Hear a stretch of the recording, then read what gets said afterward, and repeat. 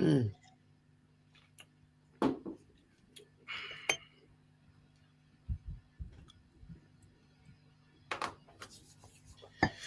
back, family, to Northside LDN. And today we have more miserable transfer news. Arsenal being linked to Garnacho. Before we get into all of that, we got a great panel today. Tops, how you doing, bro? Yeah, I'm doing good, brother. Thanks again for the invite. Pleasure to be on with obviously you and the rest of the panelists as well. And hopefully we can have a good show and try and dissect these transfer rumors. Hopefully none of them come true, because yeah, some of the names I'm hearing Northside, it's not looking good, bro. It's not looking good. Well, big yourself up every time, man. Big up, man. Big up to you, man. Every single time. And Jez, how you doing, bro? You good? Enjoying holiday? I'm great, man. I'm having a great time away from Arsenal. Well, that's not quite true, but yeah, I'm having a great time, man. Beautiful sunshine, belting hot weather. Too hot for me, I won't be honest. I mean, that's like, I'm not a sun worshipper. Having a great time out here, winding up the French in my broken English because I talk absolute bollocks. And the wife sits there and says, "Do you know what you just said?" And I go, "Why?" She said, "You just talk absolute bollocks." So we're having a great time. What's wrong? The world's good. Having a great time. Fantastic. There you go, man. As you can see, you're missing nothing. So keep enjoying yourself. Stay out there as long as you can, because you ain't missing anything. But big up, Jez, man, every single time, man. Matty, how you doing, mate? You good? I'm doing well, brother. Enjoying this summer weather. Watched a little footy yesterday. Too like Jez. Arsenal here and there, but I'm not really looking at it. So the news I'm getting is somewhat new to me. So we here, brother. We here. Good to be with you all. Crazy. Big up to you, Matty, every single time, man. Carl, what you saying, my guy? You good? I'm good. I'm hopeful that you've calmed down after last night. I did say to you, I haven't kicked off at you once during that stream, and I'm very open my hands out to say, yeah, I got that one very, very wrong. But I profited off your win because I also hit a record on my channel earlier on yesterday when I woke up this morning and found yesterday's watch along for the Spain-Portugal game was my biggest viewing watch along I've done on my channel. So, congratulations. Yeah, so I'm pretty happy about that. And so yeah, profiting off a win. of your team's win, shall we say. But yeah, all right, put it down. There's 3 Englishmen here. Like, we've never seen one of them before. What for the rest of this week, I said for the rest of this week, yeah, Portugal winning a trophy, yeah. I'm not gonna flip out for the rest of this week, man. I'm not gonna let them ruin my parade. You know what I mean? So it is what it is. But listen, let's everybody, let's just have an open conversation. We won't take it one at a time. We'll let everyone talk, everyone get their opinions in. But Garnacho to Arsenal. Who wants to go first? No. No.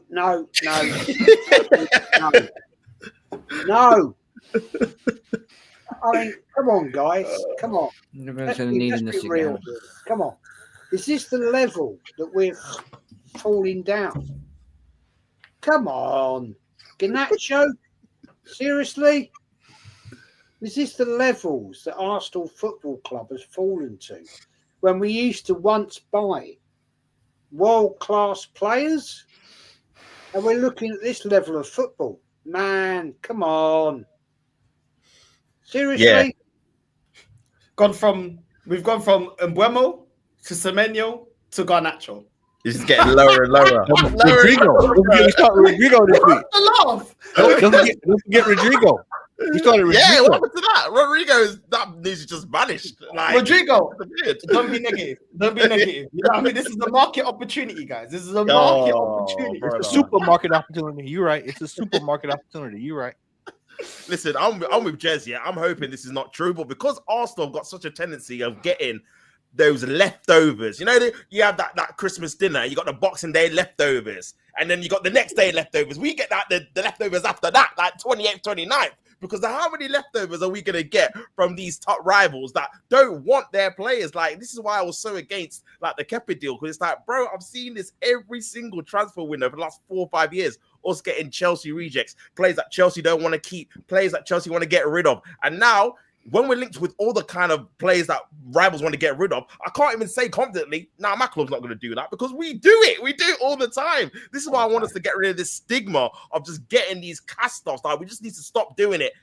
Next summer, I don't want to hear no kind of links with any kind of reject from Chelsea, Man United, Man City. No one of these teams, because at the end of the day, it's like a lingering bad smell every single summer. You just know it's going to come. You know, we're going to be teased by Rodrigo and all these top players, but then eventually we're going to be left with Kepa or Sane or one of these other guys that didn't really make it at a big club, or they've moved on from a big club and the club want to get rid of him. And hey, just come to Arsenal, retirement home. Hey, if you want to live in London, we'll sort you out, man. We'll sort you out. So yeah, man. No side. I'm just hoping this is just those kind of Twitter rumors that will just fade into the distance in the near future, man. I would never hear Garnacho linked with our club again. Let's put it right here. Yeah, let's put it right. This is Arsenal, right? Eating Christmas turkey on the 1st of fucking February. Seriously? You know, it's gone rotten. It's gone rotten, man. What are we doing here? What's happening? It's shocking. It's shocking. For me, I just, you know, this is typical. And I did a show last week, and I went through historically. We do stuff like this historically. Now, do I think it's true? I don't think it's true, but in the realm of Arsenal, it is not. We could possibly wake up within the next couple of hours, because the window closed tomorrow, and they could say Garnacho comes in, and would it surprise me? Nah, wouldn't surprise me one bit, because that's what we do. This is how we roll. This is Arsenal through and through. It was funny because last night I was sitting up doing some research for some other stuff I plan on doing, and in 92 and 93, what player? This would be a fun question. Jess might know this. What Arsenal player was in the Ballon d'Or finalists in 92 and 93? Arsenal player. Yeah, at that time they weren't playing for Arsenal, but they were in the Ballon d'Or discussion in 92 and 93. 92, 93, Arsenal player. Somebody in the chat gonna get it. I guarantee somebody in the chat. No, hang on. No. Hang on. Bergkamp, is it? 92, 93. It's got to be Bergkamp. That is correct. What year did we buy Bergkamp? 95. That's the caliber of player that we were looking for back then, and now we getting linked with Garnacho. We were looking for Ballon d'Or finalists, and now we're going out here getting the bottom of the barrel. We love shopping at Pound Stretcher, don't we? We generally do. It's absolutely embarrassing. Garnacho, I mean, I've never heard such a more overhyped player in all my life. And we've seen some overhyped players in our times, but Garnacho is certainly up there. And to make matters worse, he has got an attitude problem. Why the hell would Arteta even think about taking Garnacho, who apparently has a bad character issue? Because he's the cock of the walk, Garnacho, and he certainly isn't. Bro, Rafael Leao is better than Garnacho, and I don't rate Rafael Leao. I generally don't. So, for me, I hope this is all just nonsense and just rumours, and this is all just like something to piss us off. But if there's any sort of inkling from Ornstein or from Fabrizio that there is something in the background in this, I swear to God, this fan base is gonna lose its mind. It really will do. If I had to put my money on it, it's Leroy Sané. That's who's coming in. I'm fine with Sané. He's a freebie, but okay, is he in a little bit more of an upgrade over Raheem Sterling? Potentially. I think he still has got some quality in him, but a lot of people will be like, "Oh no, why are we getting the Liverpool cast off then?" I understand that, but he is still playing at a good level. I mean, he played Germany, and he was played against Portugal in the Nations League semi-final on the Wednesday just gone, and he looked okay. He certainly looked better than Raheem Sterling did when he played for Arsenal. So I would still take Sane over him. But For me, just sorry to cut you, Carl. For me, I'd only take Sterling if it's Sterling and another winger, because I feel like that left winger position has to be someone that's a top quality winger, one of the best in Europe. And for me, it is only Rodrigo that fits that bill. We've neglected that attacking lineup for so many years now that this is the point where we need to go in like hard. Like we need to get that marquee Alexis Sanchez signing, that Ozil signing, that Aubameyang signing, that one up front to really justify the lack of spending in that position the last couple of years. So for me, it would have to be Sane as like a backup to Saka, and then like a Rodrigo on the left, Saka, and then whoever the striker is for it to be justified, because I feel like, again, we just be penny pinching, getting someone on a free in the attacking positions, but then we're linked with housing for 50 mil at centre-back when we've got, how many centre-backs have we got already, but we're willing to pay 50 mil for another centre-back? It doesn't make sense. It's like we don't put in all the money for the attacking areas, but then want to just dash Calafiori money and Ben White money and all this kind of like 40, 50 million pounds on the defence, man. So, yeah, man, for me, I need to see Sane and someone else in terms of a winger and a striker, and then I'll be happy. But if it's just Sane, I won't be happy. I can't lie, man. The thing is, for me, this club loves to talk about market opportunities. Now, there's Consensao, that's a bad boy winger that we can get that won't break the bank. We can get Lookman that won't break the bank. Igor Paixão that plays for Feyenoord that won't break the bank. You know what I mean? There are wingers out there that we can go and get. I don't understand why we're looking at Garnacho. I don't understand, even if we just look in the past, we when we bought Welbeck, Silvestri, these are all players we bought from our rivals, Willian.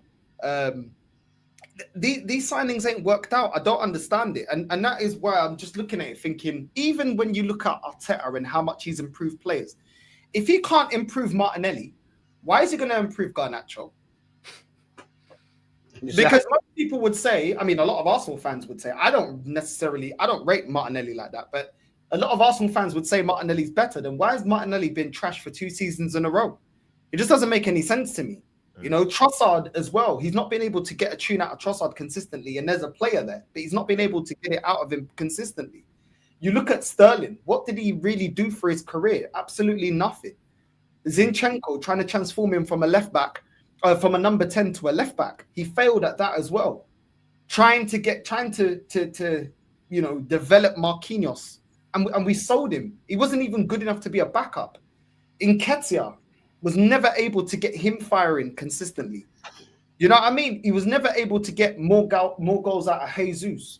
Kai Havertz, this guy has been outscored by Mateta, Bowen, players like that. Havertz hasn't, for a club that's been challenging 3 years in a row for the Premier League, Havertz at Arsenal hasn't even got into the top 5, top 6 highest goal scorers in the season. He's always in top 15, top 10.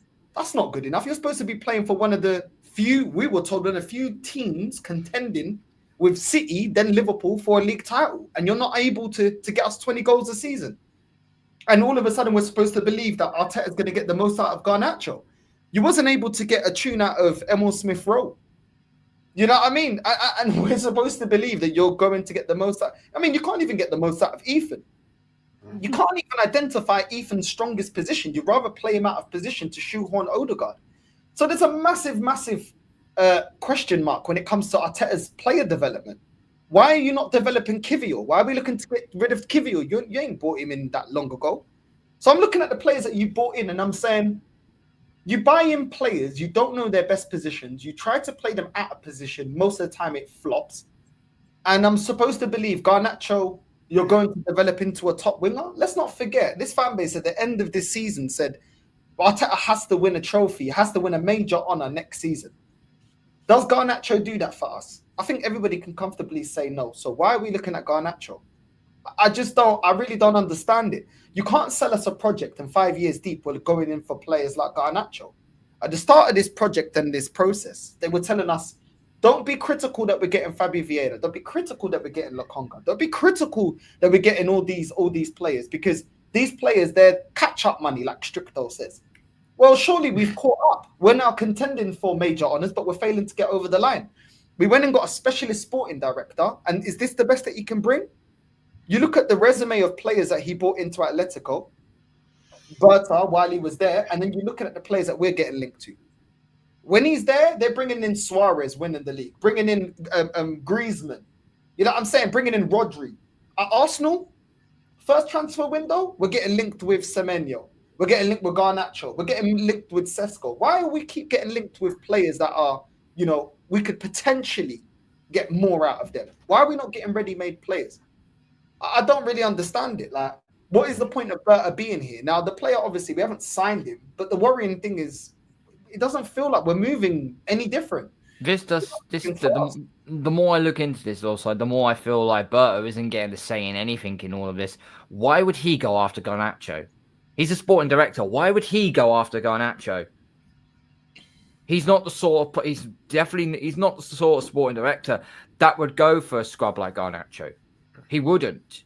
He'll try and find. But if he doesn't kick off, if you're not part of the solution, you're part of the problem. That's how I look on it. No, if he's gonna sit there and allow this, I'm not gonna excuse him as to, oh, well, there's nothing I can do. Then what? So we just got another puppet. Like, I don't debunk. I agree with what you're saying. Maybe he doesn't, but at the same time, it's like, even take away, because a lot of people in the chat saying, oh, forget Garnacho, it's clickbait. But do you know what? Do you know what's not clickbait? We haven't even addressed the key areas that we need. We are still negotiating over players that we've been linked to months ago and still don't know. I mean, we're seeing links about, oh, Gyökeres wants more money. Well, didn't we know this months ago when we were linked to him? We were linked to him at the start of last season. So why do we only know his wage demands now? It just seems like we're just ill-prepared in every aspect. Targets, how much the agents want, how much the player wants. We don't look organized in anything. We look like we're just doing this scattergun approach.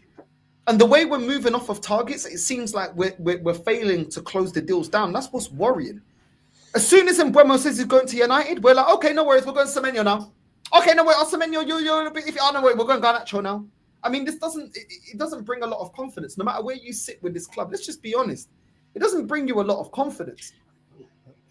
Yeah. You know what's the most wildest thing, gentlemen, is January. June 1st, the window open. The window closes tomorrow. We ain't done nothing. Nothing. Nothing. And everybody else is signing up players. City brought in, I think City's going to announce their second player tomorrow, if I'm not mistaken. I think Turkey gets announced tomorrow. Yeah. That's true. That's two pieces of business. Now, you can't say we don't want you. We told y'all in January they were giving everybody a sneak preview. And you see what they're doing. Liverpool, the window didn't even open up. Matter of fact, the window didn't even open up before they even had everything sorted out. Manchester, 15th place, Manchester United. And then you get to us. Links. We got more links than a Figaro chain. I think, Matty, we've got to the point with this club. We're so twisted, right? We are in a mess. The fan base is in a mess. The fan base is so in and out, don't know where they're going, don't know what's happening. And I've never seen the club in such a mess as this, where I'm not blaming social media in this. It's got to the point now that I honestly believe certain fans, real fans, traditional fans, really don't know where to turn, because it's pure confusion now. Young fans that have come into the club, respectfully to them, don't know what's going on. I'm not sure that I know what's going on. And I've supported this club for 57, nearly 58 years. And I'm not convinced I know what's going down. Honestly, I don't. And this guy, there you go. Case in point, Luca. Right? Supposedly, big Arsenal fan. I can roast him right now on Insta. He posted out on his Insta. Oh, no, I will. I will do it. I will fucking do it. Because I'm fed up with wankers like this. I will do it. And he won't answer me because he won't come back to me. He knows I'll absolutely crucify him. Right? This is fact. This is fucking facts, boys. Right? Yes. This is like, let me just post this to you, gentlemen. This is what we're facing with Arsenal fans. Right? Yeah? This is what it is. Yes, Jez. Luca. Right? Yeah? Makes out. He's the big Arsenal fan. Yes, I said to him, so you're now a Spuds fan now. Yes, Jez, I am loud and proud. Spurs fan, Luca, right? Continues on. I said to him, you were never Arsenal, bro. Yeah, I know, but Arsenal fucked me off, so I went to Spurs. So, Luca, how can you sit here in this chat, right, fella, right, and say you are now commentating on Arsenal when you were never an Arsenal fan? You've now committed suicide by going to Spurs, and you sit in Northside's channel disrespecting him by saying you're an Arsenal fan. And I've offered you out, Luca. Come and talk to me. Come and talk to me about being an Arsenal fan. But no, when I was on DJ B's channel earlier, you were in there, and you couldn't comment once because you know you will get absolutely roasted. And you, oh, here he is. How am I disrespect? Because you, fella, have disrespected the club and gone to Tottenham. And don't try and turn it around. You are an absolute muppet. Absolute muppet. And you, people like you, sorry, Northside, just make this comment. No, do your thing. These are the cream of the cream of the muppets that we have in this fan base. Because Luca was never, ever an Arsenal fan. He's admitted it. I've got the receipt, mate. I've got it on my phone. Right? And we have to deal with these clowns all the time. Because I'm fed up of talking to these absolute idiots that make out they're Arsenal fans. Do you know what it is? This clown, sorry, Northside, this clown has proved. No, it's not a fake account, you muppet. I know it's you. And at the end of the day, don't make out and try and fall out of that bullshit. And I'm fed up of listening to these absolute idiots that make out they are Arsenal. Piss off. F off. Get out of this club. All these gentlemen here are proper Arsenal and will support the club through and through. And it's a disgrace that we have to put up with these YouTube idiots that make out they know what they're talking about.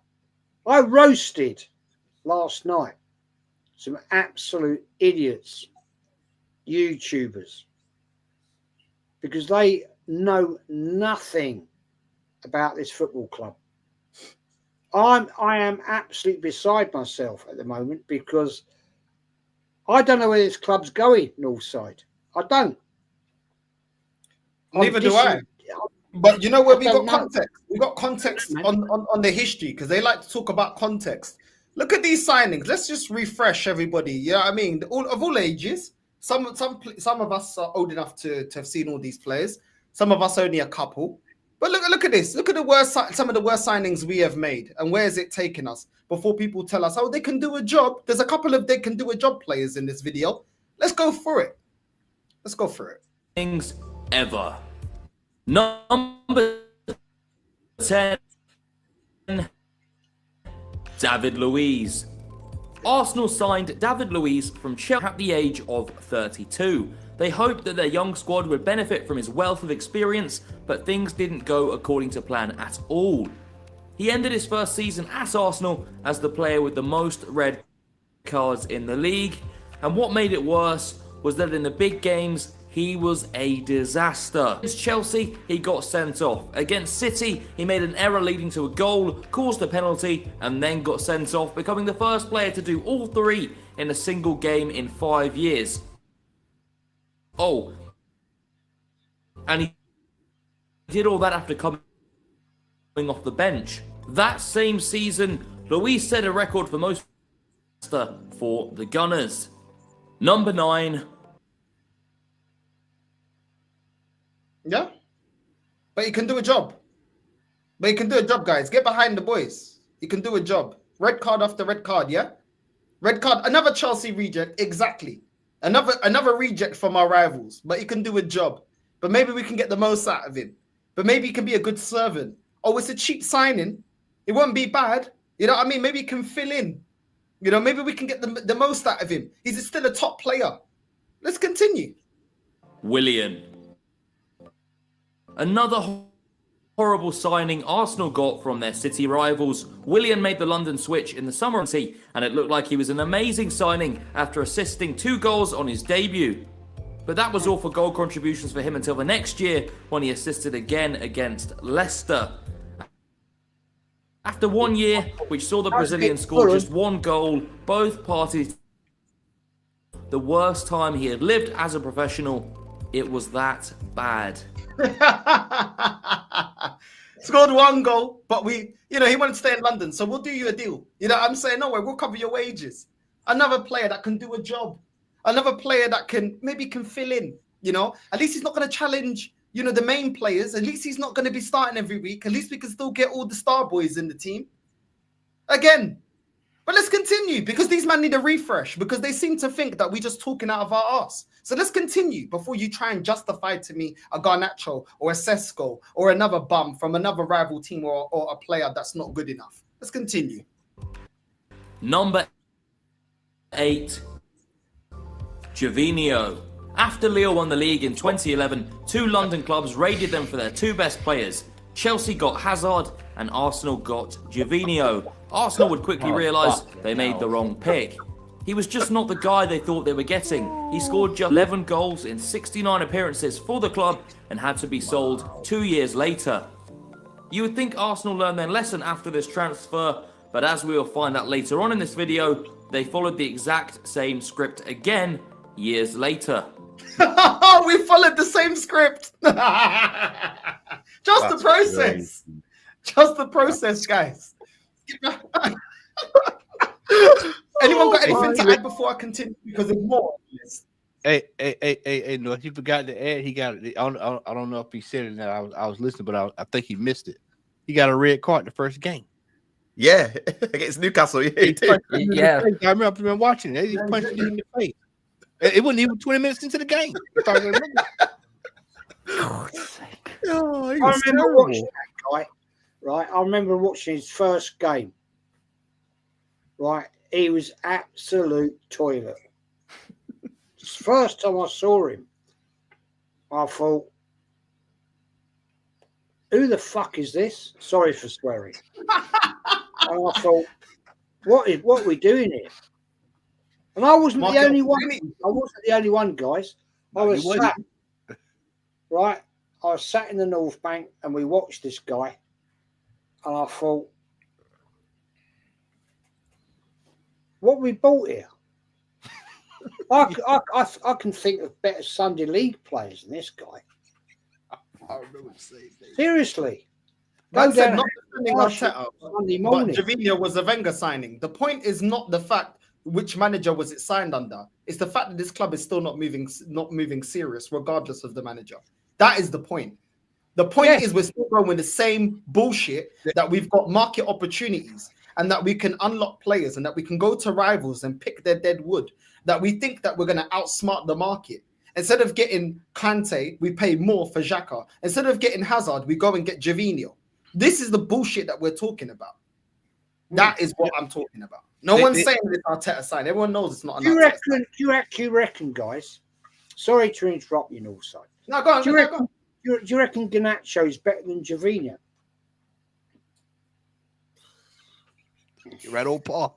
These men are brothers, man. These men are brothers. Don't say right there, Eve. I mean, if you stuck a gun to my head, I'd be like, just pull the trigger, mate. That's a genuine question, man. Do you reckon Garnacho is better than him? Nah, probably. No. He's faster. I think He's fast. He's got pace, but that's really all I can say. It's great having pace. Everybody can have fucking pace, right? You can run. You can run at, like, you know, whatever speed is great. Doesn't mean you're a great footballer. I mean, sorry, I'm sorry. Garnacho, him. Who's better? Who's better? Sorry. Let's make a comparison, guys. Let's make a comparison. Because I don't see anything here. I can't lie. I can't even be bothered to compare it, Jez, bro. It's like, what is the point? Let's not do it. Let's not do it. We use too many brain cells otherwise. This is where we are as a football club. But this is where we are, right? And the thing is, we are in such a sorry state with this club right now that we are looking at Garnacho. Come on, please. Somebody give me some hope. You remember they told us it would change, Jez, when we paid off the stadium. But funny enough, we paid off the stadium when we're going through the same shit. Hey, they said about 4 years ago, they said we get into the Champions League, we can get world-class players. Yeah. Well, let's see who else makes the list. Number 7, France. Oh, yeah. Oh, Jesus fucking Christ. You probably aren't very familiar with his name, especially having been an Arsenal fan for years. That in itself proves that it wasn't a great signing. Here's what made it worse. Wenger's statement after he successfully signed Jeffers from Everton. We were considering Ruud van Nistelrooy and Francis Jeffers, and in the end, we went for... We was considering Ruud van Nistelrooy. That is a howler. Where did we get Oh my lord. Where did we get our tent from? Just like we're considering Gyökeres, but we're going for Sesko.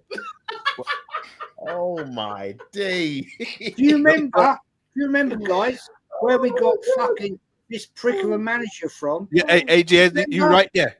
Watch this. Hold on, no side. Hold on. Let me get it right here. I kept this on file just in case I need to pull it back out again.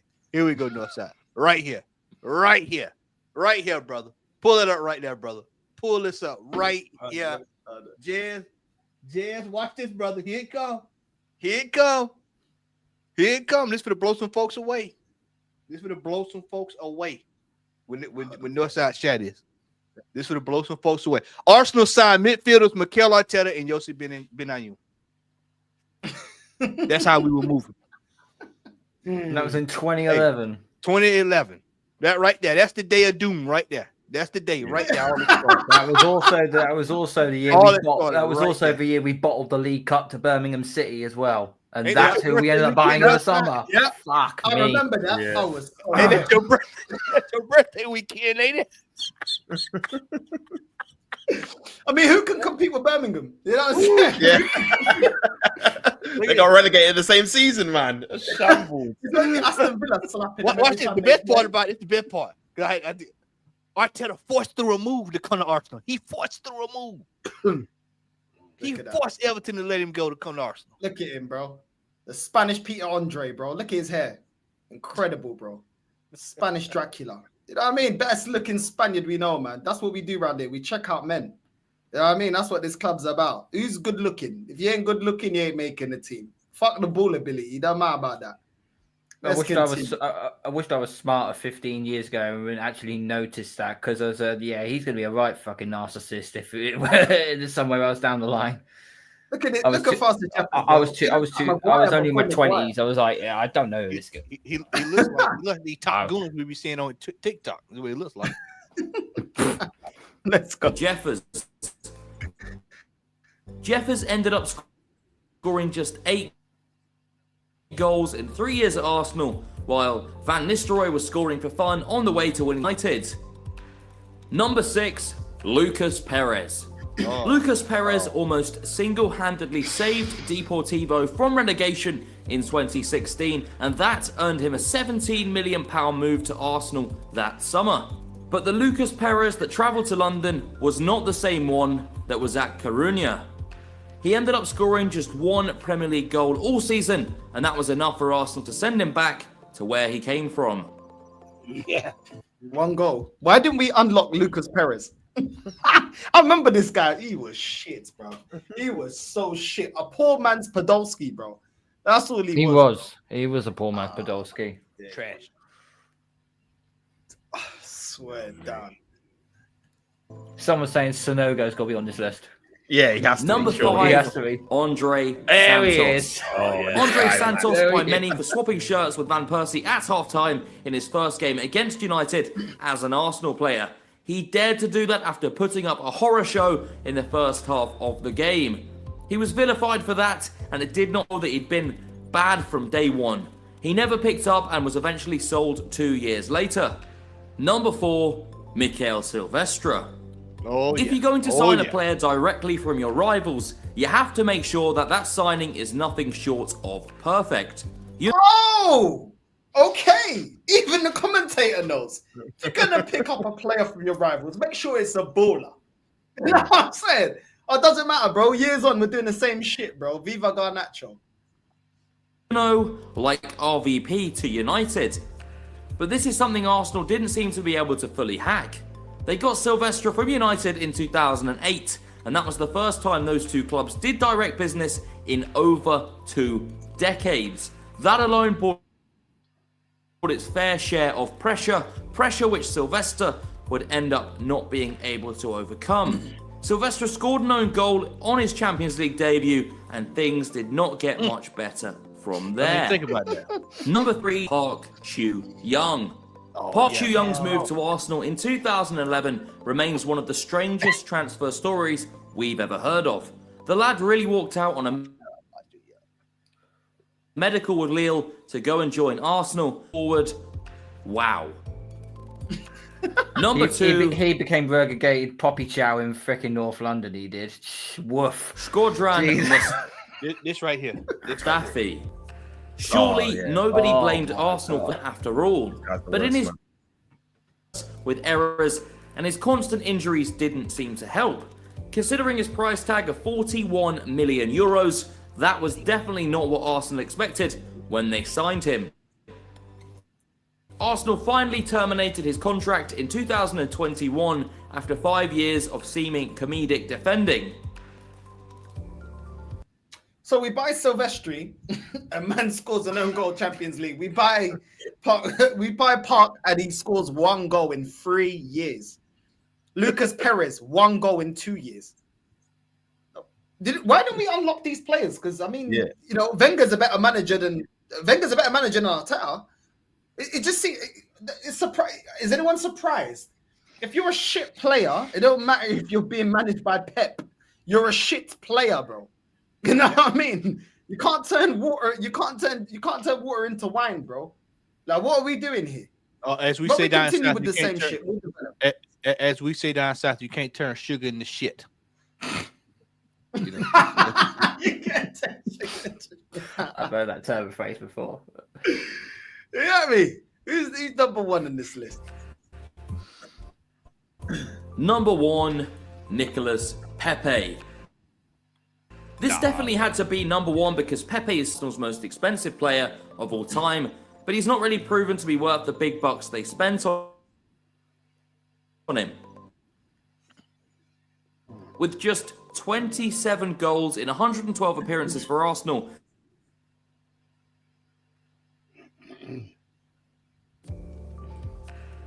there you go. There you go. Skillashy should have been on that list. Sonogo, he should have been on there as well. Yeah, Definitely. Kim Castro Yeah, another one. broke back. Crazy, but we're the crazy ones because we remember this. We're the crazy ones because we were the ones that were sold that we've got the debt of the stadium. Oh, we can't compete. Oh, we can. Oh, I remember the myth. We'll never spend £100 million to get a player in. Oh, you know, we're playing catch up. Oh, we've got the youth project with Jenkinson and all them bums there. Do you know what I mean? The English core. What happened with the English core? I'm laughing because what's the point getting angry at this point? I just can't be arsed, man. I'm not letting these lot ruin my summer. I mean, you can't. All you can do is just sit back. That's all. That's all you can do. Because otherwise, you stress yourself out. This club won't do what's right, man. They won't do what's right. They've known for 3 years we needed a striker, and they knew for a fact that the best one was available. Has presented himself, and he was available. And what do? We go get the project player.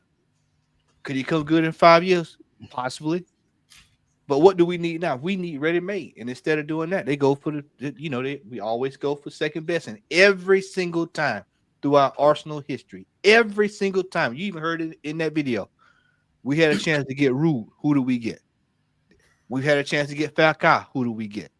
We had a chance to get Hazard. Who do we get? We've even had a chance to get Messi and Ronaldo and Ibrahimovic. And what did we get? Yeah. This is historical. I keep telling y'all this. This is what we see each summer is historical with this football club. Words cannot define it. Men are still trying to figure it out. This will be studied in 20 years, our transfer dealings. I guarantee football clubs across Europe, especially the smaller clubs, are using our model to say, this is what you don't do. This is what you don't do. Don't do what Arsenal do. Because that's how stupid we make ourselves look each and every summer. Each and every summer, we make ourselves look stupid. Jazz, how many times I've known you in the last couple of years, we have sat here on summer after summer after summer and looked at these stupid transfer windows. Kai Havertz. You bring it in. You bring it in last year, Marino in there. Then you got the batch the year before last. Each year we do stupid upon stupid upon stupid. We're the only club that improves on being stupid. We consistently find a new way to get stupid every year. And now we're being linked with Garnacho. Can I just ask a question? All right, mate, if I may. Can you remember the last manager that brought in two of the best players at Arsenal Football Club? Can we remember that, gentlemen? Say that again. Can we remember the last manager? I'll give you a clue. The last manager that's brought in two world-class players into Arsenal Football Club. Same window. In the same window. Short term. Oh, you talking about I know exactly what you're talking about. You didn't say short term, I would have said it. Bruce Riot. Bruce Riot, yep. Because he brought in Bergkamp. Right. And let's just move on from that, shall we? Let's just move on from that. Bruce Riot brought in David Platten and a certain Bergkamp. Dennis Bergkamp, right? Then that disappeared. So we brought in Arsene Wenger. Arsene Wenger had the inside link to the French squad, the French youth. Can I just ask this question? Right? We have this manager, Spanish. How is he not attracting the cream of the Spanish cream footballers into this squad? Hell, he didn't even play for Spain. He wouldn't know. That's I probably, mean, come on. and that's probably why. He was Arsene Wenger did it with the the French squad. Yeah. He did it with them. He brought in the best. He brought in the best of the best. But we have a Spanish manager who never has brought in the best of the best from Spain. Now, I always thought, North side, you know about this, man. You know about this. You're Portuguese, right? When you've got a link up between a manager and their home country, there's a link. And you'd know that the manager's talking to these players to say, look, I like what you're doing. I mean, I'm out there, I'm talking to you and everything, all that bullshit, right? And you'd think that's how it works. I'm not seeing this with this manager. I'm not being convinced. I'm not being sold the dream of what this manager is supposed to be doing. I'm not seeing that he's attracting the best of the best. The link from Spain to come to play for Arsenal. Because he's not of that level. He's not of that level, Jess. Because when Mourinho went to Porto after he could have got the job at Benfica, we turned it down to the biggest mistake in Benfica history. He went to Porto. He had Manish, he had Deco, he had Costinha. You know what I'm saying? He had ballers there. You know what I mean? Ricardo Costa, Ricardo Carvalho, Nun Valente. Do you know what I mean? He had Bozingua. How did he know the best players in the Portuguese league? And a lot of them to Chelsea and were successful also here in England as well. How was he able to do that? Deco went to play for Barcelona as well. Do you know what I'm saying? How was he able? Why? Because he's an actual tactician. He's somebody that knows his league.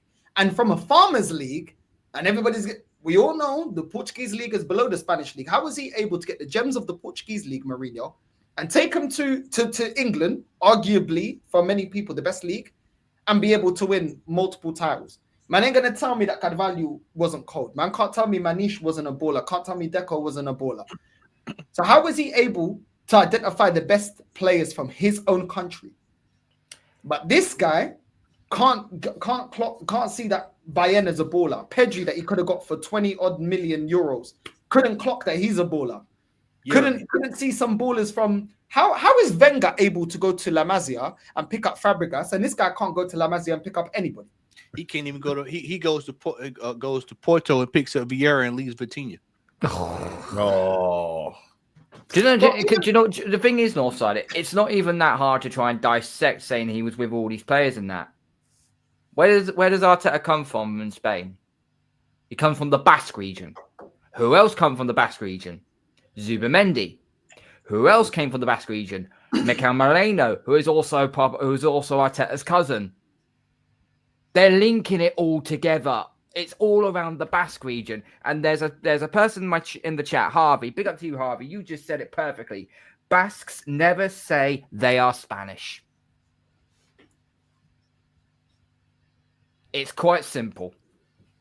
That's probably why they don't claim him. That's why he couldn't get into. That's why they don't claim him. You know what I'm saying? No, he's not from here, bro. You know what I mean? He's from Gibraltar. That's where he's from, bro. He ain't Spanish, bro. He's from Gibraltar, side, bro. Harvey said he goes to Magaluf. I mean, Tops. Even I want to get you in a conversation as well, Tops. Yeah. Even Fergie goes there and gets PK, bro. Do you know what I'm saying? Even he goes to Spain and gets a baller. I don't understand what are we doing with this manager. What is his pool? Like, I don't get it. Like, just kids. Is that what we've got? We've got the Spanish MJ. That's what we got at this club. Just pulling kids. I don't know, bro.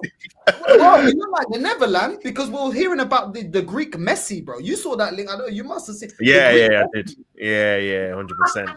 Bro, it's just jarring, man. Because, like you said, like the manager, one of his jobs and one of his obviously attributes is supposed to get these kind of young talents or talents that are willing to come to play for us, that top level. And we just seem to get either people that he's worked with before, either like a Jesus, Zinchenko, cast-offs from different clubs that obviously they don't want anymore, or he just gets these guys that no one really rates and they just come into the team and then they're not very good, like a Fabio Vieira. No one here, before we even were linked with Fabio Vieira, knew who he was, wanted to sign him. Like, no one here. Only Arteta, he comes in and he flops. But, well, there's no real surprise there because no one wanted him. No one knew who he was. So it's like he tries to have these like pet projects where I'm going to change habits and he's going to be an amazing player and he's going to change the world. And then 2 years later, everyone wants him to be replaced and everyone wants a new striker. It's like, bro, you just wasted 65 mil. You could have put that into something else in the team.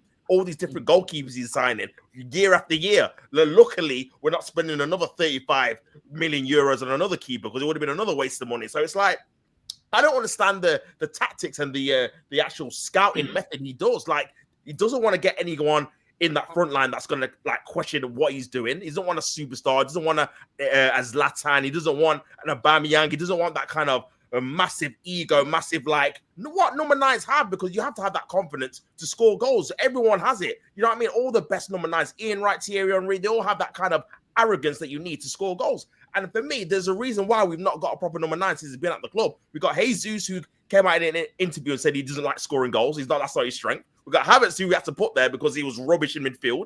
Like, we tried to breed Nketiah as the new Thierry Henry, new Anelka, and that flopped. So these are the striking options we're working with at Northside. It's crazy. So yeah, man, you got to. But we're saved though because we're linked with Kudus. Now that Kudus, his form has been off a cliff and he's been shit all season. Now we're going rubbish. And if we get him, I bet you we pay top dollar, and he ain't even performing. Yeah. There's a reason they were near the bottom, bro, because he wasn't. Even the West Ham fans were saying, you know what? Obviously, everyone sees the highlights of Kudus, but this season he's been rubbish. Like, he's not actually helped us get up the league. And now we're going to pay, what, 80 million, is it? Listen, this is what I'm trying to say. We always get the deal, like Matty was saying, we always get the deal too late. Like, strike when the iron's hot, man. Get the guys when they're in form, when they're Ballon d'Or in that kind of category. But we always get it when the powders run dry and they're off a cliff and they're, you know what I mean? It's their last swan song and we give them like a nice little retirement home, like Pepe Check or whatever. So, yeah, man, I'm just struggling offside. You need to help me. What is this guy doing in terms of scouting? Like, what is his method? I don't get it. I can't even lie, bro. I don't get what he's doing. He's consulting Stevie Wonder. Yeah, that's it, mate. That's it. Clearly, he doesn't see what he's doing. Doing that one is crazy. Throw Ray Charles as the CEO and you're done with then, aren't you? It's embarrassing. It's embarrassing. We knew we needed going into the window. We've known for the last 3-4 years exactly what we needed in this team, and we still refuse to do what's required. And then you just dithering around with players. You know, I'm not the biggest Sesko fan, but if you want the guy, pay the money, get the man. Nope. Dithering around with that. Joker has been sitting out there for over 2-3 years. You could have got him. Northside mentioned Conceição. You would think Northside, the way Conceição ripped us up last year, the year before last, in the Champions League, he would have thought to himself, oh, man, we could use a player like this. Let's look in and see what's going on. Well, for all of the crazy signings Wenger had, Wenger did have enough common sense to know, well, you know what? Eduardo is ripping us to shreds. Let's buy him and see if we can get some, see if we can get some out of him. Instead of what we do, we go by the Fabio Vieira, who's coming back, by the way. Fabio Vieira, who's coming back into this team. Still hadn't moved him out of the team. Still hadn't sold him. He's coming back. He'll be on the preseason tour. He'll be in Asia. He's so good. Porto don't want him back. Yeah, that's what we bought him from as well, by the way. And they're shit, you know. I know because they bought that Viega kid from Saudi now, haven't they? Porto. They've got that Viega kid now from Saudi Arabia. I ain't even kept up with their news. I saw some news about Martinelli, how we're trying to get rid of Martinelli. Looking like that 180 a week is looking like a stumbling block now. Like the 150 for Zinchenko a week. Because AC Milan, they're looking a little bit iffy in making Martinelli a permanent signing. It's almost, but we always get into this. Because if we're struggling. Oh my God. We told them. all of us have told, everybody on this panel has talked about these wages. We've told people that these wages were going to come back and bite us in the ass. Everybody, oh, y'all just being mean. This not that bad. Then you realize it is. And you know what the major one is? It's Kai Havertz. And wait till they finally get fed up with that and turn on him too, because they'll turn on him after a while when they realize that that's going to keep getting you. Oh, we can't, we got Kai Havertz, we can't go out, we can't go get the best because Kai Havertz, his cards in the team, It's ridiculous. It's the same old. It's but they're saying we're too much, Matty, yeah? But at the same time, we just bought Kepa. We just bought Kepa, bro. When we could have got Kelleher, we could have went out there and got that Garcia guy. I ain't seen him, but I'm sure he's good. Call Michael, see what he's doing. Yeah, I know he over there at Celtic. Put a call in. Hey man, you want to retire? That's what I'm saying. Apparently Martinez is leaving Aston Villa. I seen some Aston Villa fan I was watching. He was saying that it looks like Martinez is leaving. Get Martinez back. Get Martinez back. He was saying he doesn't reckon they'll get more than 25 million, probably less than that for Martinez right now. I'll take. Man are telling me you wouldn't take Martinez right now. Keepers don't have a high. Keepers usually nowadays, even back then, they don't have a high price tag. Keepers, bro. You'll be pushed to find someone who's worth. Okay, Onana's an exception, obviously, but he's useless anyway. But you look at a keeper salary like 30, 40 million, 50 tops. If he's a top keeper, the only one I can find in that price range that is probably going to be maybe even higher than that is either Ederson, Alisson, or Manuel Neuer. They're the only three I could consider. Bro, this is what I'm saying. Martinez wants a step up, not a sidestep. Bro, the thing is, what I hate about this fan base is when we call it the ambition of the club, they start telling us it's a market opportunity. Fuck the market opportunity. What are the best players available? And get us, if it's not the number one player I want, get the number two. Kepa's not even on the list. That is the point. Garnacho should not be on the list. That is the point. Sesko shouldn't be on the list. That's the point. We are looking at players that shouldn't even be considered to be brought into this club. That is my point. That is not, I don't care about the money, because you know what? You can talk about it's expensive in terms of money, yeah? But you know where it's expensive? When titles and trophies are on the line at the end of the season and these players aren't good enough, that is your expense. It's at the expense of silverware, at the expense of trophies. But this fan base only want to look at things like it's a spreadsheet, like it's a stock market. Fuck all of that. We're looking at it as fans. We want the best players. And you know what? What I hate about this fan base is when we didn't have money because of the stadium, they were very comfortable to say, oh, but we can't compete because of finances. Then what's the excuse this window? Because now we've got money. Oh, we don't want to blow all our money. That's what Igal said to me. We don't want to blow all our money. I said, Igal, we just sold Nuntavaj for 8 million. That covers almost all the money we would fork out for Kelleher. You put in another 6 million. You're telling me a 6 million is really going to change anything? We've got players that we're trying to move on. We still want to sell Zinchenko. We still want to sell Martinelli. You're telling me we can't get rid of Zinchenko for at least 20 million? To 15, 20 million? That covers Kelleher. All of a sudden, you ain't touched your transfer money. Stop making excuses. Man, I'm trying to make it seem like buying a keeper, we're spending 80, 90, 60, 70 million. It's flipping 10 to 20 million. You're telling me we can't afford that? Like, what are we doing right now? We got players to sell. It's not just the transfer. And this is why there's no excuse. We've got 300 M's plus all the players like Fabi Vieira and all the other ones that we need to get rid of. Let's say we get rid of, even if we get 60 million, 70 million with all of them combined, all of a sudden you can buy the goalkeeper. You can go buy a centre back. And then you can address the rest of the squad with the 300 million. Stop making excuses.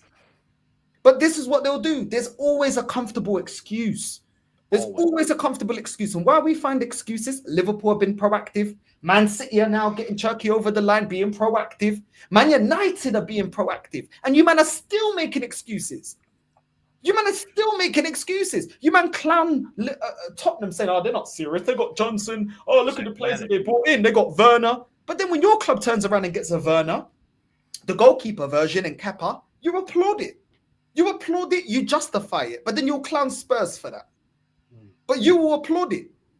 Spurs are going with this youth project, getting Bergvall and all these players, and we're looking to get the Greek Messi. What's the difference? These men will sit there, yeah? When I'm calling certain of these players, if Saka signs a new deal, he's a certified loser. Oh, no, sir, you can't say that. But you man were chatting shit about Harry Kane, and it was true. He was a loser, staying at Spurs, collected money, being comfortable, not trying to push himself to win trophies. You lot didn't judge him about the ability of the player. You judged him on his ambition or lack of. So I'm going to judge our best players on ambition or lack of. If Saka, if you sign another deal, you're a loser. Gabriel, you signed a deal, you're a certified loser. And Saliba, if you sign a deal, you're a loser. Because you guys are good enough to play for the elite clubs in world football. You may not start, but you're good enough to get into their squads. And the fact that you're staying here and signing a new deal when you've been under this regime year after year and you're seeing no difference, you're a loser. You have the same mentality as Harry Kane. That is what you have. And his fans don't want to say it because why? Because, oh, but that's Tottenham, we're Arsenal. What's the difference? What's the difference? They've just sacked their manager. They've just sacked their manager.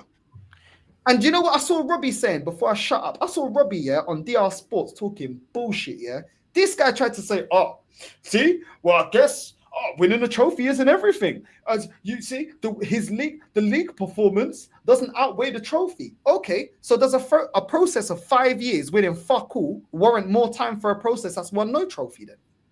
Because this can work both ways. Winning Europa League doesn't justify finishing 15th, 16th in the league. 5 years, 750 million pounds spent. How does that justify more time with no trophies? Fact.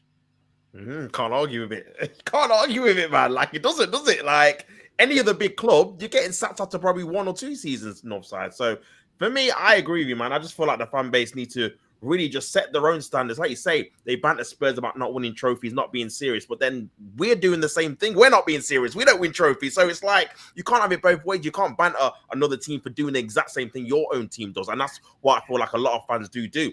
For me, I just feel like the fan base as a whole need to just set their standards higher, bro. Like you said, there's no excuse to not spend money now. We've had that period of time where we were selling our best players, paying off the stadium, whatever. We've had 3 of the worst transfer windows back to back I think I've ever seen as an Arsenal fan. The 2 January ones where we needed a striker, and then the summer one was a joke. I still can't get over the fact that we signed a cup-tied second keeper. He's cup-tied. That's the competition we need you for, bro. And you can't be playing it. Oh, my God. Man, you got blood on your hands, brother. You got blood on your hands. Atrocious, man. Atrocious. So, yeah, bro. Let's call it right. Let's just put the facts on the table, shall we? Right. We know where we're going here. Yeah. I'm not ashamed to say it. I'll call them out because that's what I do. AFTV are a bunch of wankers. They're all fake. They don't know what they're talking about. All they want to do is get the big gig with Arsenal. Right? That's how it is. Right? There's too many of them on there that talk absolute bollocks.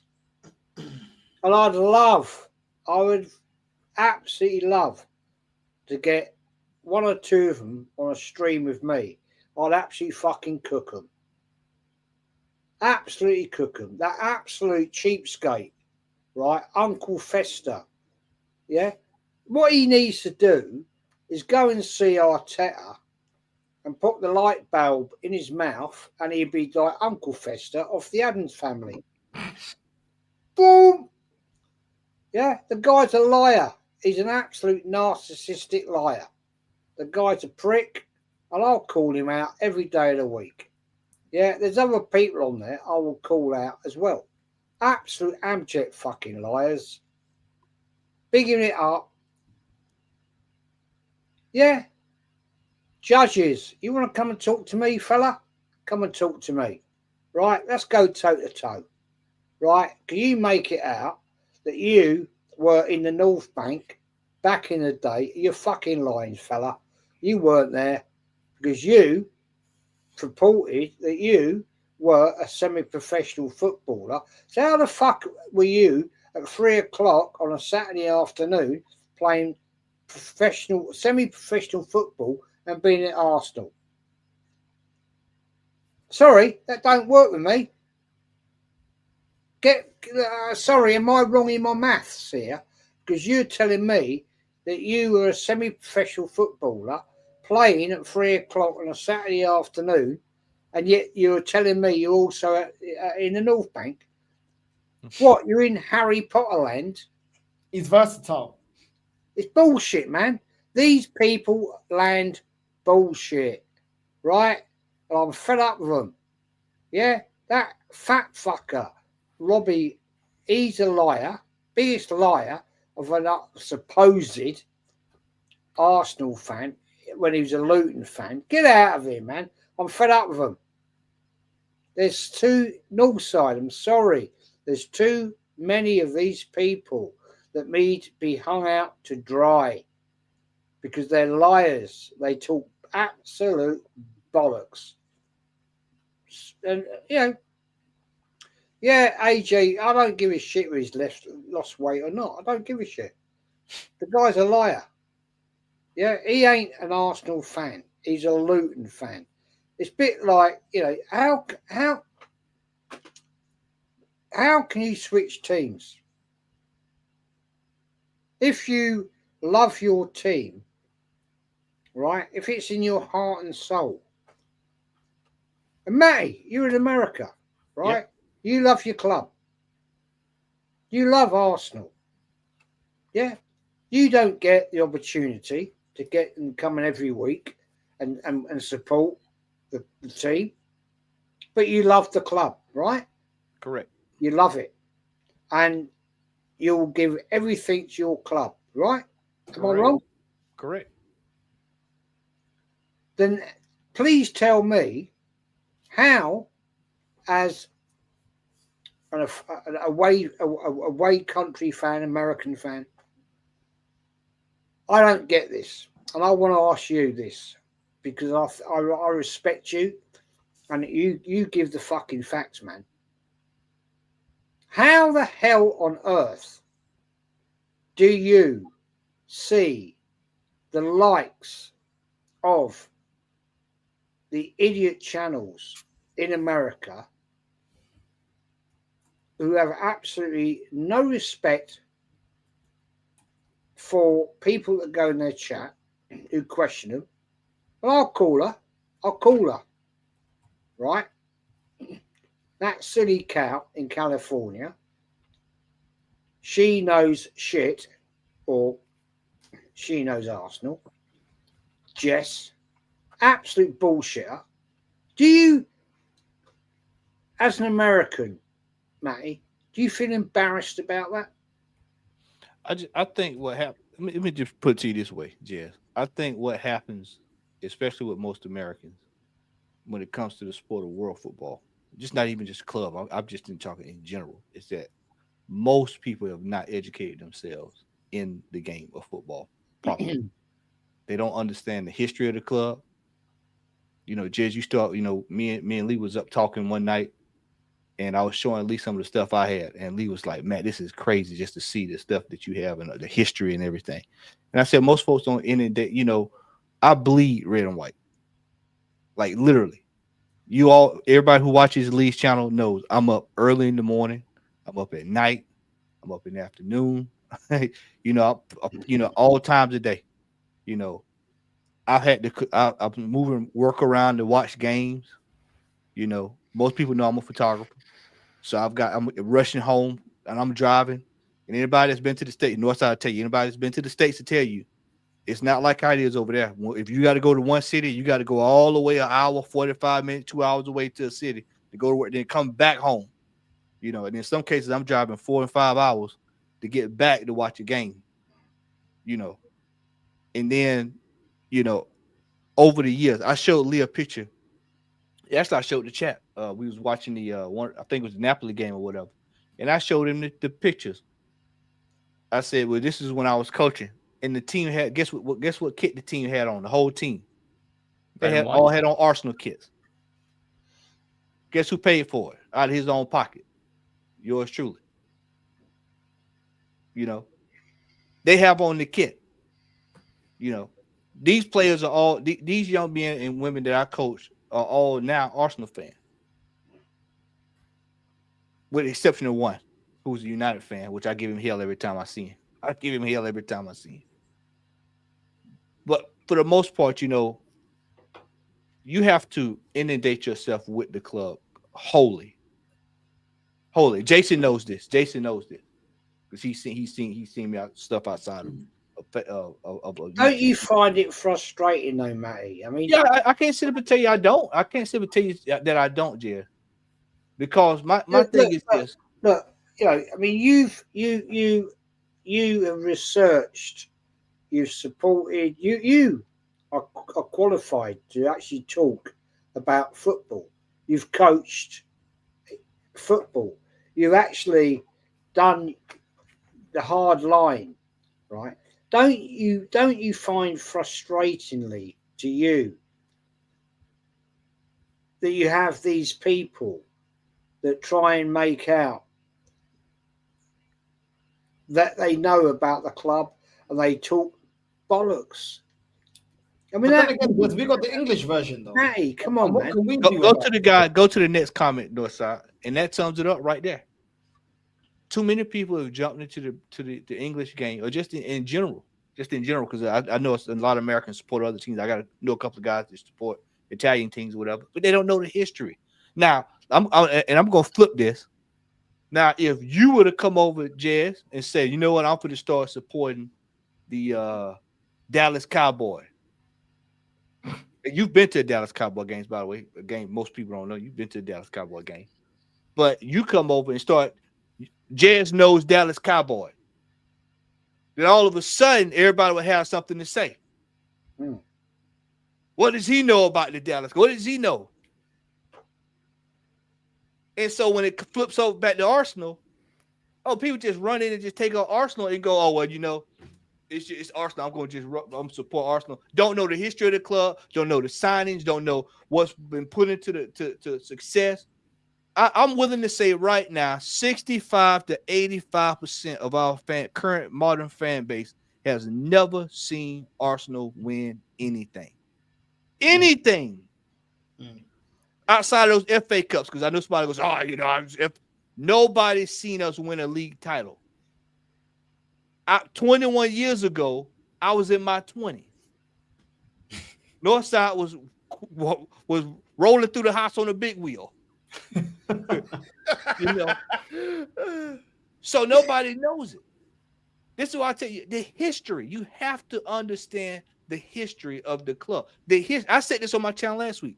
If you look at history, it gives you a roadmap to success because you've seen what works in the past, take it and apply it to the current. But the problem is too many of our fans, whether it be older, younger, they don't care about history. And this is why we find ourselves in the situation we're in now. This is why why we keep going back down this same path. Every year we go through the same thing. It's the English fans' fault. I'll be honest. Because I was born in England. I'm not English, but I was born in England. Yeah. I've seen more Arsenal games than I have Benfica. How come I've got high standards for Benfica?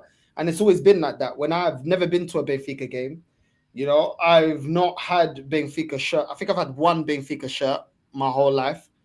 Because when you are a Benfica fan, you're supporting the biggest club in Portugal, the most successful club in Portugal, and you're not allowed to say trust the process. You're not allowed to say give it time. You're not allowed to applaud not winning. Benfica finished second this season. No one's celebrating it. No one's celebrating it. In England, most of you guys celebrate it. Most of you celebrate it. Most of you get excited. Don't win nothing, get excited.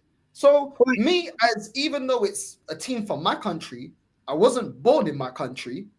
I have a standard set by the fans. The American fans are only following the lead of the majority of English fans. And in this case, we're talking about Arsenal's fans specifically. The point. How much can we blame the American fans when the English fans can't get their act together? The English fans are going on AFTV doing party hard. The English fans are the ones going to the game saying trust the process. Oh, super duper Mick. Do you know what I mean? The English fans perpetuate it, and then the other fans from abroad jump on the bandwagon. When you're a Real Madrid fan, you replicate what the Real Madrid fans are doing. The Real Madrid fans are Can I just land this one? And Matty, before I just want to land this one, right? what frustrates me the most, Northside, and guys on the panel, right? What pisses me off the most is that we have people in America, right? And Matty, you're out of the conversation right now, right? You're ejected out of this. That want to sit there and talk to me, right? And I went in this chat the other night, right? And I asked 3 or 4 questions, simple, about certain things in Arsenal, and she rejected every. She didn't even highlight it. And I'm thinking,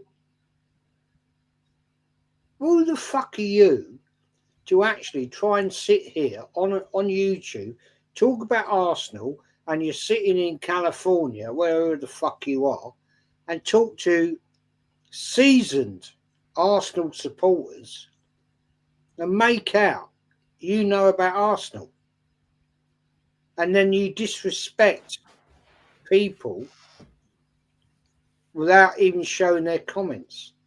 This is the state of fucking YouTube. This is the state of where we are at with Arsenal fans around the globe who have got absolute no clue about the club. And yet these people watch these absolute arsewipes, split arses that know nothing about this club.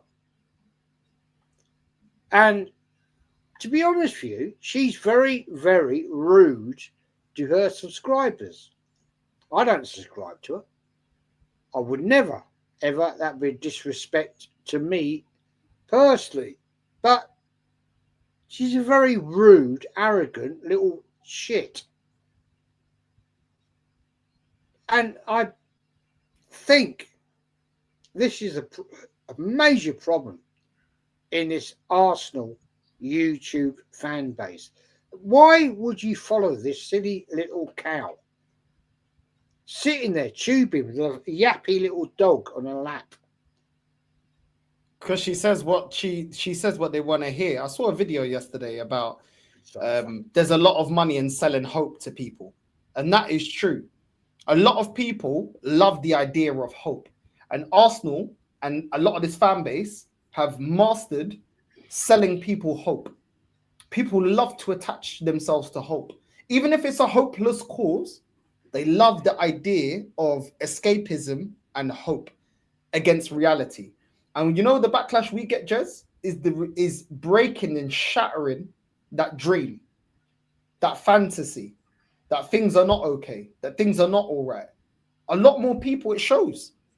How many people on a big platform talking shit? Why? Because it's a fantasy, Jez. And they like the fantasy. North side. You know the way the world is now, right? Right? You know how it is. It's not a pretty world. It's not a nice world anymore. And people like her,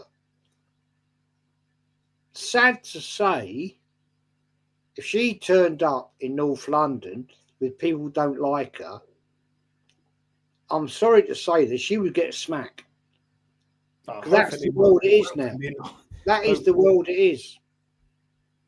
And I hate to say that, but that's the world we live in now.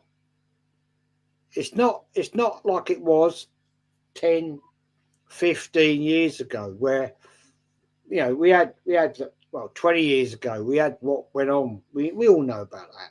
But unfortunately, people like her put a face out there, she'll get a smack. There will be somebody that will go, I don't fucking like you, bang. Well, hopefully not. It's not nice. I hope that never happens. Hopefully I don't agree with it. But you know how the world is now. You see it, mate. You see it. We've seen it over here.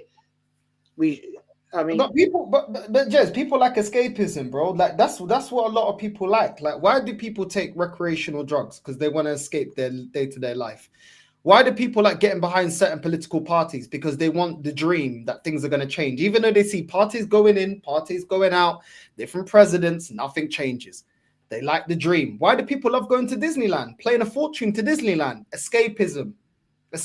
Go tapping back into your childhood where you thought Peter Pan, I'm a real boy, and all of that. Oh, it was lovely. You know what I mean? This is escape the real world of taxes and people want escapism. That's what they want. And when you sell people escapism, and now they do it through football clubs, people buy into it. But do you know the thing about life? And Jez, you know this more than all of us. You can never escape reality. You know, you can never escape reality. You can try to run from reality, but it will always catch up to you. You know, so the best thing to really do is confront reality. But this is what they like. They like to escape. This is why, you know, the government know, oh, give them a couple of holidays. Let these lot feel like they got freedom. You ain't got no freedom. You ain't got no freedom. You get 1 month of holiday. The other 11, your ass is back at work, working like a modern day slave. That's how it worked. Modern day slavery. You ain't what you think? Oh, because you're gonna go Bahamas. Your ass is coming back. Your bills is coming back. You know what I mean? So you better get ready. But don't worry, you feel all good because you get a little holiday. No, we don't have freedom. We don't have freedom. Freedom is being able to travel without having to use a passport. Freedom, we shouldn't have to be confined based on where we live. God made the world for everybody. Why do we have to have passport for? Why do we have to have all these lines of all this? It's all escapism. I told my friend, the older I get, yeah, all this holiday stuff is bullshit, yeah, to the point that I'm making. What is the point, yeah, living your life? That's why now I'm seeing the newer generation, they want to live abroad. They don't want to live here no more because they're like, I want my standard of living being higher. The dream years before my mum's generation is buy a house, do this and that. They don't care about that no more. Why am I paying what I could get? I saw a video. He was saying he was paying £500 for a room in Leeds, and he could get literally a flat, and they got like a sauna downstairs, they got a gym, they got all of this. He's got a whole flat, a nice view and everything for the same amount of money. That is the new dream now. The new dream of the new generation is work online, make your money online, whatever you do online, and go live somewhere else. Work somewhere where it's sunny. Where you know there's low crime, where it's good weather all the time. That's what it's about. Do you know what I mean? People want autonomy to be able to do what they want to do, dictate their own hours, work the hours that they want, not going into a mortgage that these days is barely affordable. Housing crisis, price of everything going up, council tax going up, taxes going up. Every time you want a side hustle, government taking more money out of that. This is the reality. This is a reality. And at the end of the day, but people love a little escapism. You can go Disneyland. You can go Thailand for a couple of days. It's all nonsense, man. It's all nonsense. People want escapism, but at the end of the day, you always have to return back to reality. So change your reality. The best way to change things is to actually embrace reality and then change it. It's harder than it gets better. That's it. Do you know what I'm saying? Because right now, how many people growing up right now, the generation below me, I'm already talking like generation below me. They're looking at it like, what? I go to uni, I come out of uni, the jobs ain't paying me good enough. Everything's going up. Yep. Can't even get at work, you're having to spend £5-6 just for a meal. £7 for a meal, spending stupid amount of money. There's no incentive. Everywhere you go with your car, you get a parking fine, congestion charge fine. Do you know what I'm saying? Everyone's out to get you. Every time you make an extra side money, they want to get your money. This is what I'm seeing anyway. Do you know what I'm saying? This is what I'm saying. You know what I mean? This guy likes to hear himself talk, bro. When you get a YouTube channel, you have to like talking. That's the whole point, bro. What's that talking about? He came in here, so he must like to hear you talk. Imagine he coming there with all of me. You know what I'm saying? I'll tell you what annoys me the most, guys. I've talked too much, but what fucks me off is when you see comments about culture and colour right? This is what fucks me right off, because at the end of the day, where I grew up, there was many different cultures, colours, and I fucking hate that term, colours. I fucking hate that, right? To me, people were black or they were whatever. I hate that. I fucking hate that. Because at the end of the day, I've got many, many, many, many friends from all different cultures, creeds, whatever you want to call it. I fucking hate it. Yeah. Some of my best mates are from different cultures. And I will never, ever accept that disgraceful sort of credence that you want to make out that people are different. You want to make out to me people are different? No. No. Some of these people are my best mates. Stood by me, and I've stood by them for whatever reasons. Never, ever, ever, ever talk to me like they're not better than me. I'll tell you right now, some of these people that I've known all my life are fucking better than me for what they've achieved and what they've done in their lives. I've done some shit things in my life. Fuck me. And I regret it. But these people are fucking better than me. Fact. And I love the people that I know that are, I hate saying it, blacks, Chinese, Asian, because to me, we're all the fucking same. We're all the same. And we all support the same club. Whether we do or we don't, doesn't matter to me. And I fucking hate it. I really do hate it. It really angers me. And I'll shut up on that one. It's just humans, isn't it? It's just humans, man. It's just humans. There's too many that's just, yeah, it's mad. But it is what it is. We move forward anyway. We move forward. But listen, big up to the panel. I don't want to take, I know a lot of us got work tomorrow. Yeah, man. Listen, final words and shout out your channels, man. Tops, big up for jumping on the channel. The links to everybody is in the titles. Make sure you're subscribing and supporting everybody. Tops, man. Shout out what you got coming up next, bro. And shout out your channel, man.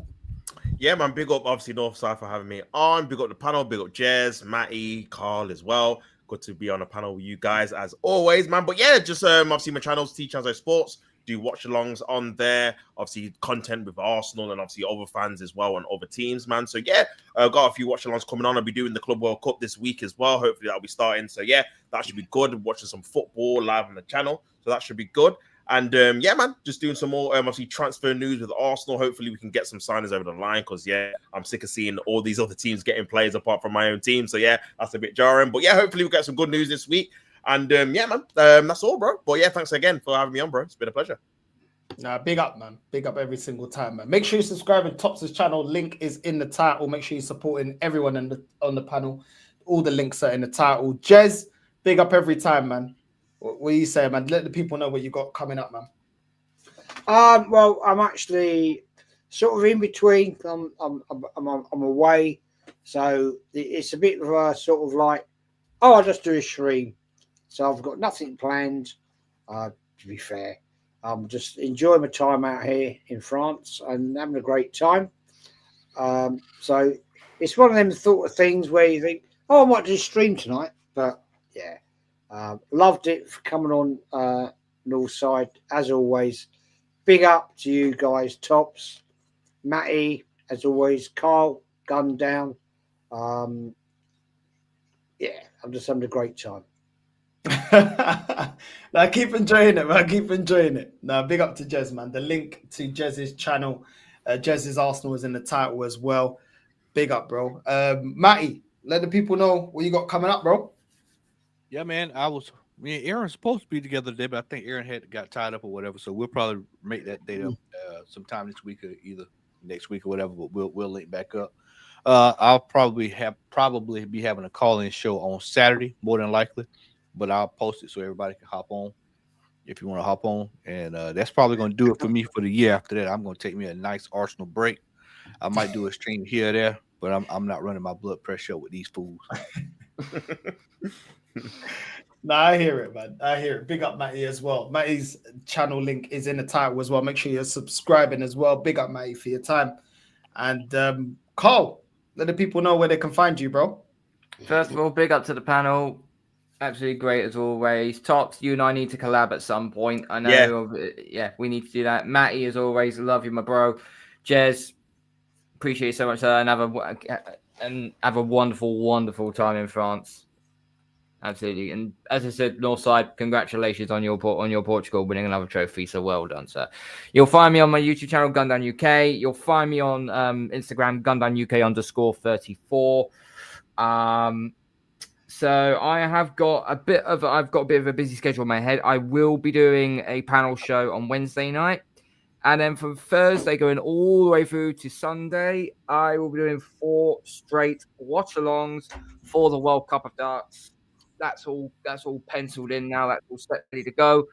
So, got all that. Looking forward to plus the Club World Cup as well. And me and Guns will be collaborating for when Real Madrid play Al Hilal in the group stage. So, looking forward to it. But as always, also, big up, bro. Thank you so much for having me.